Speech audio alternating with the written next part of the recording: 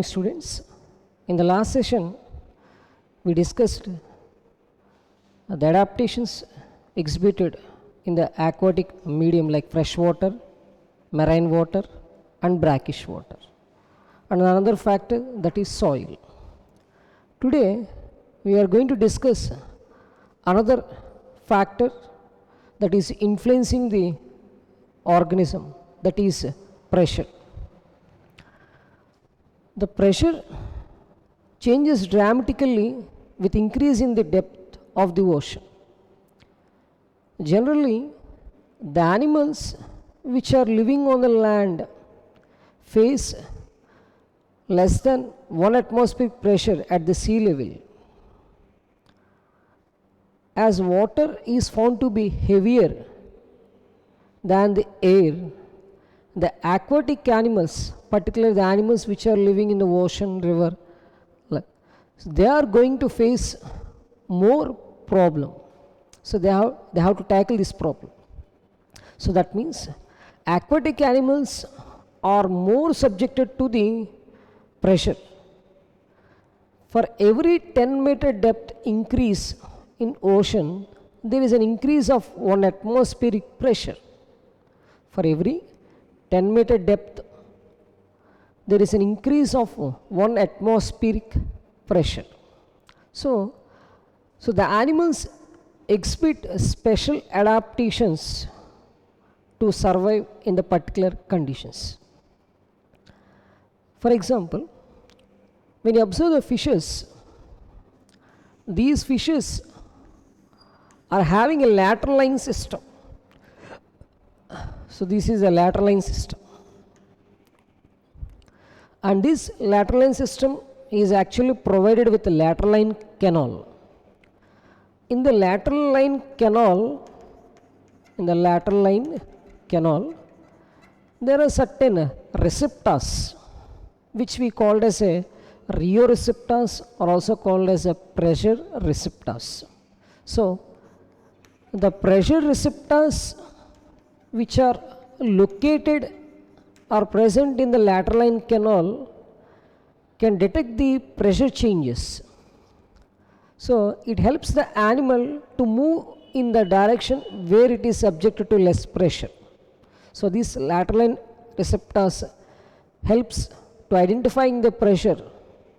So like that, so there are some adaptations. Generally, when we move to the high altitudes greater than 3,500 meters, like Rontang Pass, which is located near the Manali and Mansarovar of Tibet. In such conditions, we experience altitude sickness.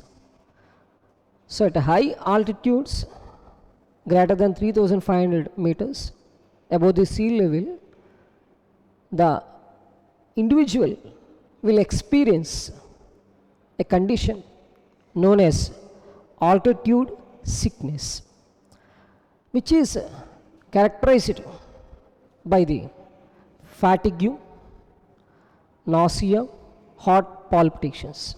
Okay, what is a nausea? A feeling of sense of vomiting.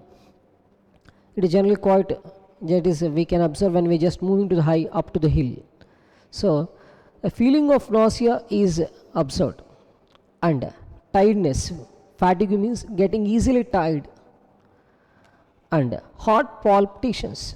Irregular heartbeats are said to be heart palpitations. So why this condition arise? Because at higher altitudes there will be low atmospheric pressure. So at higher altitudes there will be low atmospheric pressure. Because of the low atmospheric pressure, our body does not get enough oxygen. Okay? So because of the at high altitudes, because of the low atmospheric pressure, we cannot able to get a sufficient amount of oxygen. So in order to compensate this, our body exhibits some changes. So initially when we just entered to the higher altitude, we will experience these symptoms. But in course of time, the individual will get adapted to the particular high altitude ranges. How the individual respond means by increasing the RBC production. So by increasing the red blood cells production and increasing the breathing rate. So as by increasing the RBC production and breathing rate, so that's how our body will compensate in getting the enough oxygen for our body. So these are certain adaptations generally we expect when we move to the higher altitudes. So that is about the pressure. Next we are going to discuss about the population interactions. Okay, let us look into the population interactions. So can you think of any natural habitat which is inhabited with only one single species? Practically it is not possible, because for every species a minimum one species is required for its survival, for its sake of its food. So definitely every animal, at least it should have an interaction with at least one species. Without that, other animal cannot exist on this nature. Okay. Even plants which are preparing their own food materials by a process called photosynthesis, even they also need the microbes, soil microbes, because these soil microbes break down the complex organic materials into simple ones and make them available to the plant. If there are no soil microbes to break down this process, the plants will not get the required nutrients for their survival. So that means even the plants also need the microbes for their survival. In nature, the animals, plants and microbes cannot live in an isolated condition. They cannot live in an isolated condition. Definitely they live together and interact with each other and forms a community known as a biological community, forming a biological community. Not only that, even the minimal communities, that means small communities, they in such minimal communities also there exist interactive linkages. Even in the minimal communities, small communities also, there exist interactive linkages. Of course, but these interactive linkages are not generally visible to our eye, but there is a exist of linkage. And these interspecific interactions. Okay, what is an interspecific interaction? How it arises?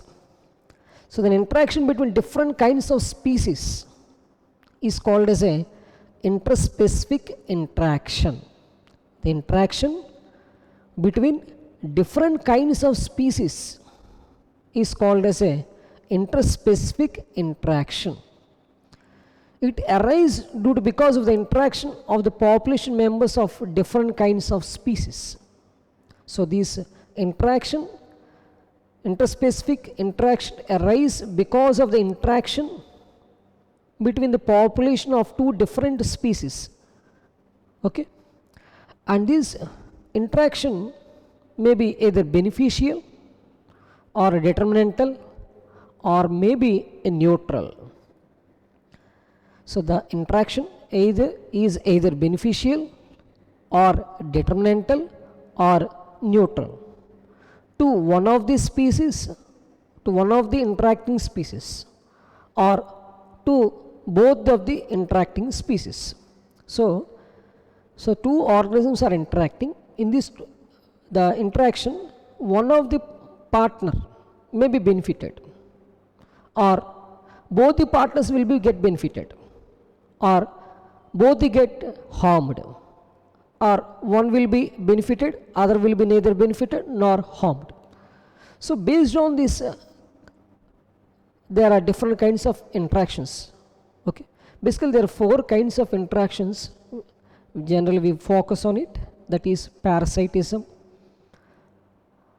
commensalism, mutualism and predation. Okay. Coming to the, if the interaction is beneficial, it is given a positive sign. If the interaction is determinantal, it is assigned with a negative sign. If the interaction is neither benefit or there is no either benefit nor harm, it is signed with 0, that is neutral. So let us look into the various kinds of interaction. And so the various kinds of interactions that can be observed in the living organisms are mutualism, commensalism, parasitism, predation, emmensialism and competition. Okay. In mutualism, both the interacting species gets benefited. As both the interacting species get benefited, both the interacting species are signed with positive. So in mutualism, both the interacting species get benefited. Coming to the commensalism, one of the interacting species will be benefited. The other species will be neither benefited nor harmed. So it is a neutral. Coming to the parasitism, one of the interacting species will be benefited. The other gets harmed. The other gets harmed. Coming to the predation, one of the species, interacting species is benefited and the other gets harmed. And the other will be a loser. In commensalism, one of the species is harmed. The other is neither harmed nor benefited. So it is a neutral. In competition, both interacting species will be harmed or will be lost. So both the are given a negative sign. So in mutualism, both the interacting species will be benefited, and in competition, both the interacting species will be lost. In parasitism, commensalism and parasitism and predation, here the interacting species, or the common character shared by these three types of interaction. The common character shared by the three types of interaction, that is commensalism, parasitism and predation, is that the interacting species live in a very close in the same habitat. They live close together. So in the interaction of commensalism and parasitism and predation, the interacting species live very close together. They live very close together. Next, in parasitism, the partner, the interacting species which is generally benefited is parasite. So generally the parasite will get benefited. And the other partner which is lost is host, which gets harmed is host. And coming to the predation also, the predator is benefited. So in predation, the predator gets benefited while the prey is harmed. So the interacting species which get benefited in parasitism and predation are parasite and predator respectively. And the interacting species which is lost which is harmed or which is going to lose is host and prey respectively. So this is the basic information regarding the various kinds of interactions. Now we are going to discuss about the predation. So now we are going to discuss about the interaction that is predation. Okay, let us look into the predation. If we imagine if there are no animals to feed on the plants, what will happen to the energy fixed by the green plants? In fact, predation is the nature's way of energy transfer. Predation is the nature's way of energy transfer. So it helps in the transferring of the energy fixed by the green plants to the higher trophic levels. So predation. When we think of the predation, the common example that comes into our mind is a tiger hunting a deer. Here the tiger is a predator and the deer is found to be a prey. But in fact, a small bird like sparrow, which is feeding on the grains, is also a kind of predator, which we called as a granivore. Generally, the animals which are feeding on the plants are called as a herbivores. But in a broad context of ecology, they are also a kind of predators. Even herbivores are also a kind of predators. I think it is clear for you. So even herbivores are also kind of predators. And this, let us look into the importance of this predation.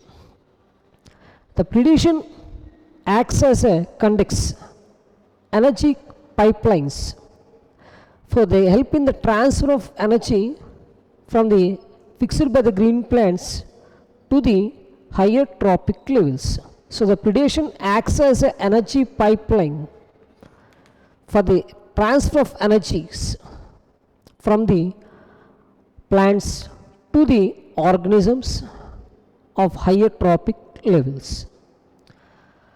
And the other important thing about the predation is that it is the predators which keep the prey population under control. So the predators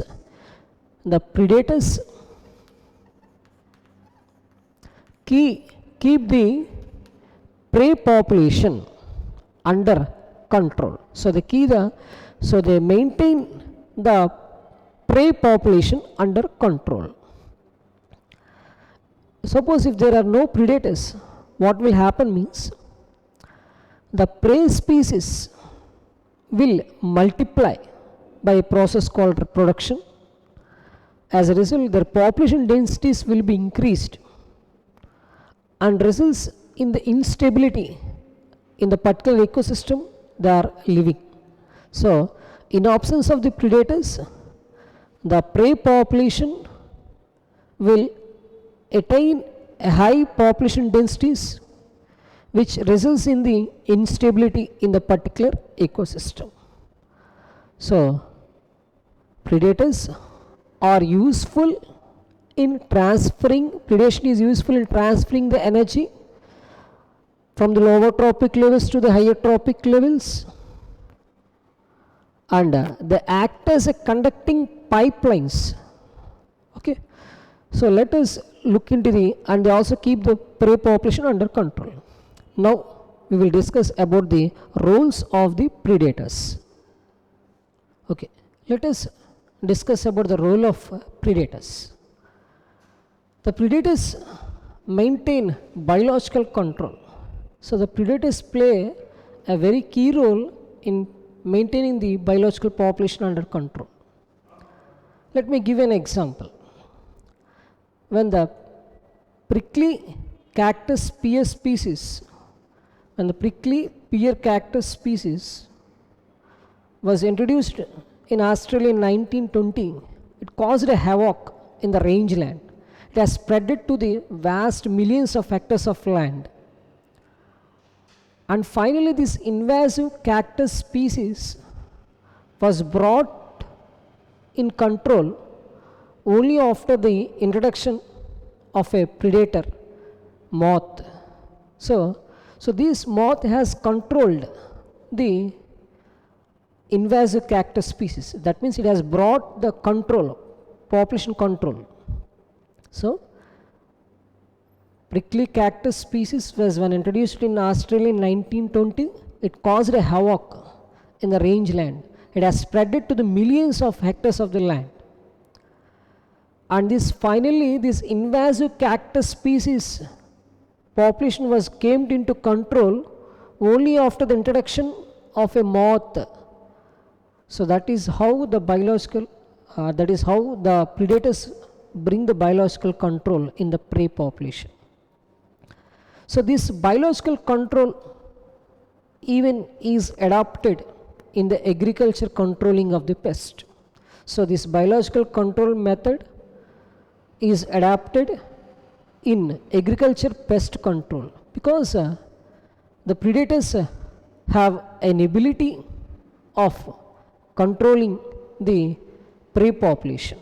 As the predators have an ability of keeping or regulating the prey population control, so this biological control principle is applied in agriculture pest. Next, predators maintain species diversity. So how the predators help in maintaining the species diversity means they reduce the intensity of competition. They reduce the intensity of competition between the competing prey species. So the predators help in maintaining the species diversity by reducing the intensity of competition among the prey species. Let me give an example. In the rocky intertidal communities of the north of the American Pacific coast, an important predator is found, that is Pisaster starfish. An important predator, Pisaster starfish, is an important predator. So in the rocky intertidal communities of the American Pacific coast, an important predator is found, which is known as starfish. So in a field experiment of a small intertidal area, all the starfishes are removed. In a matter of 1 year, in the particular intertidal community area, nearly more than 10 invertebrate species became extinct. More than 10 invertebrate species became extinct because of the increased interspecific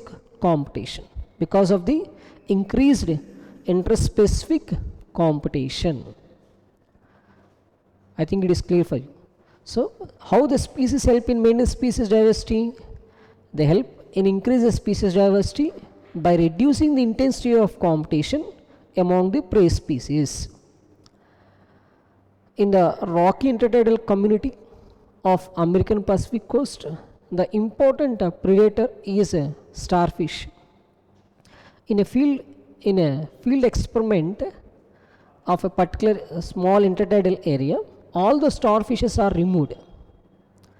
So within 1 year, more than 10 invertebrate species became extinct because of the absence of one predator.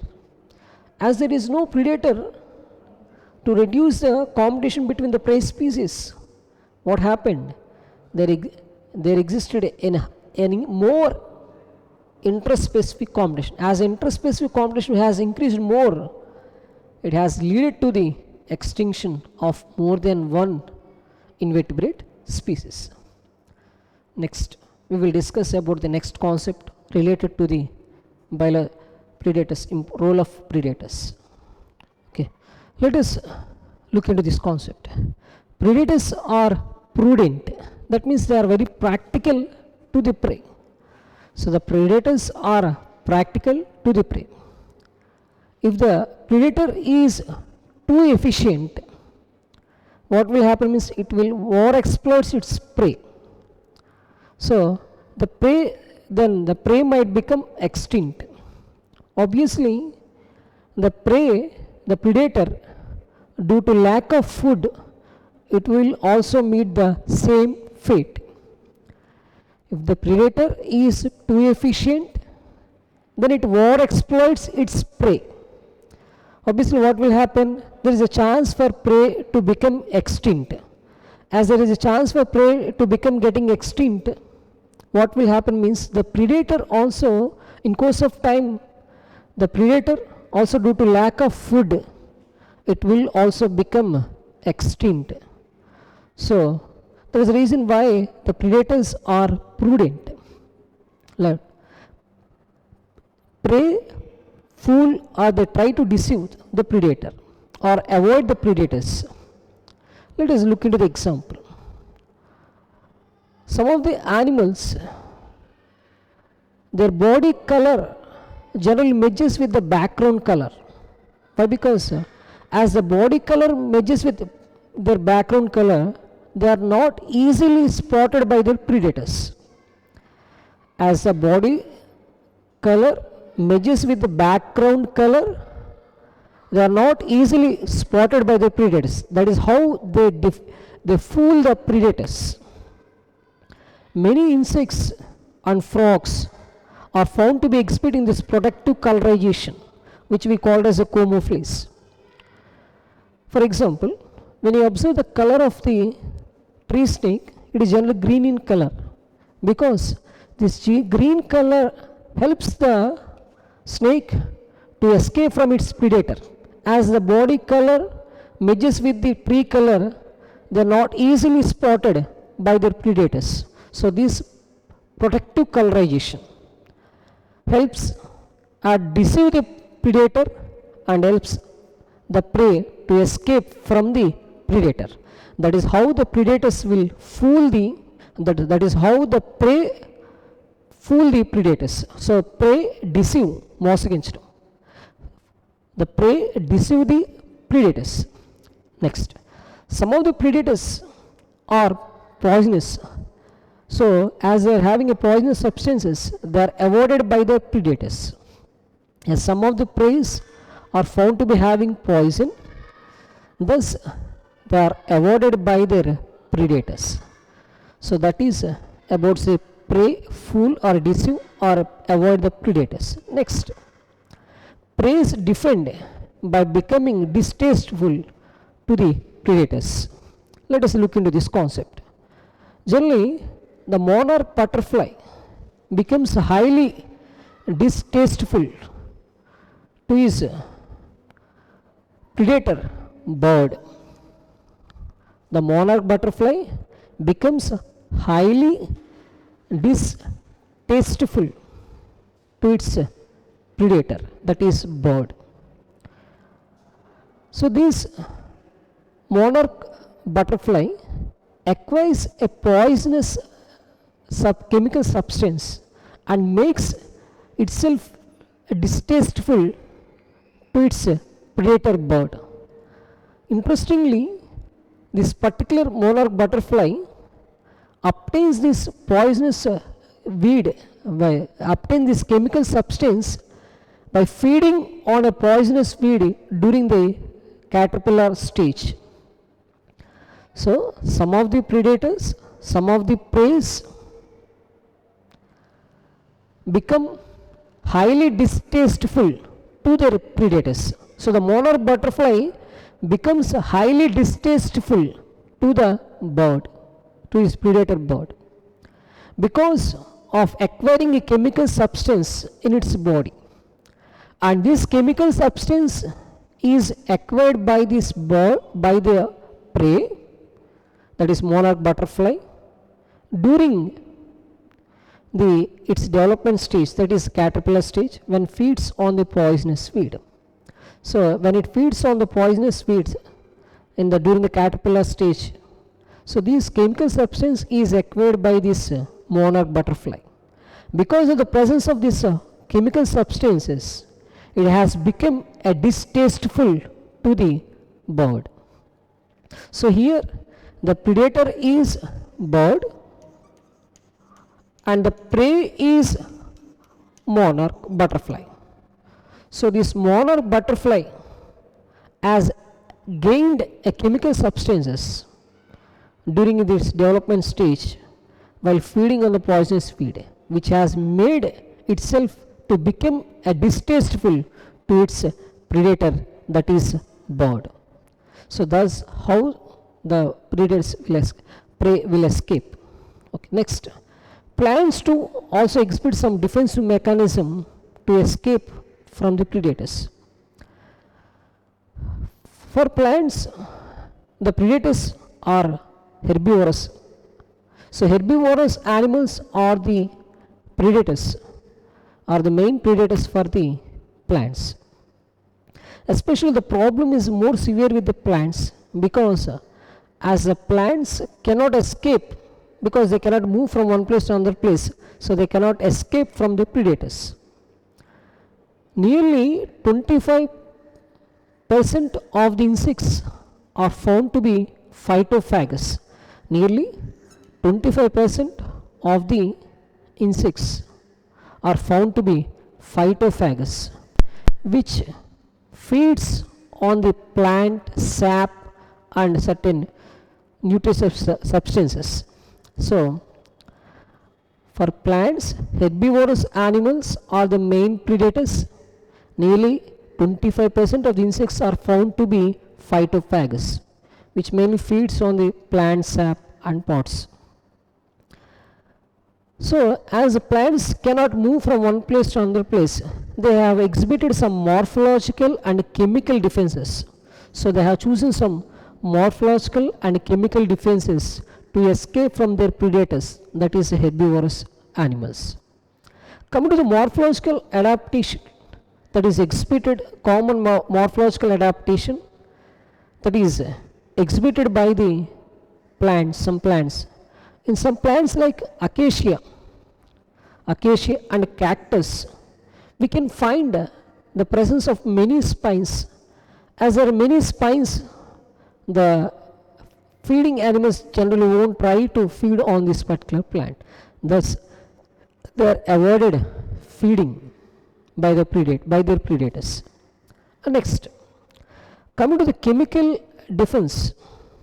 So many plants generally produce certain chemicals. So these particular chemicals make herbivorous animals to sick. So when these herbivorous animals feed on these particular plants which are producing certain chemicals, they will make the particular herbivorous animals sick. So thus they will avoid. And not only that, and these chemical substances may sometimes prevent the inhibition, or they may be sticky. So they inhibits the feeding. So they inhibits the feeding, or they also prevents the digestion also. So the chemicals will prevent the digestion. So and not only that, they also affects the reproduction. So they show their influence on the reproduction of the herbivorous animals, and sometimes even they kill also. So certain chemicals which are producing from the plants affect the reproductive ability of animals, or they may kill them, or they prevent indigestion, or they prevent the digestion, or prevent the inhibiting taking. And let us look into the Calotropis. It is a common weed observed in the many fields. Though it is found to be very abundant, generally when you observe, no grazing animals generally feed on this particular Calotropis, which we commonly call as Jirliid. Why? Because this particular plant produce a cardiac glycoside. It produces a cardiac glycoside, which is a poisonous substances. So as they contain a poisonous substance, generally it causes a heart-related problem. So generally the grazing animals won't feed the Calotropis.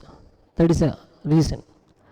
And not only that, the plants produce certain chemicals like opium, caffeine, nicotine, quinine, etc. Actually, these chemicals are produced.